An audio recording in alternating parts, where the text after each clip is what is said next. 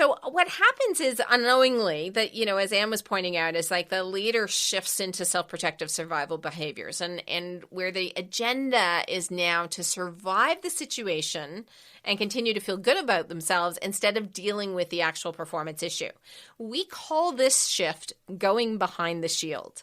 When we are behind our shield, our thinking is to find a way to avoid conflict, emotions, and defensiveness from others while feeling some degree of control.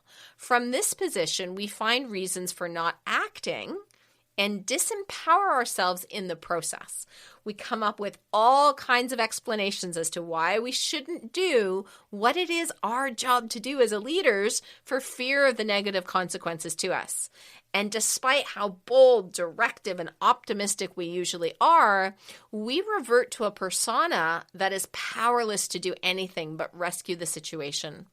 Now, leaders have ways of rationalizing with such finesse that it looks so logical and reasonable, but it is actually highly destructive and it causes organizational dysfunctions as employees end up having too much power because their boss has given theirs away.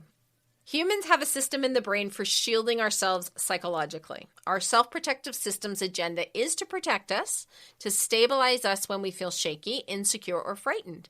It isn't to be judged as good or bad. We would not survive psychologically if we didn't have this system. The self-protective system of the psychological system guards the integrity of our authentic self and protects us from emotional harm. This system is to the brain like the immune system is to the body, springing to action to ward off psychological threats. We don't have to tell it to react because it knows to do its job.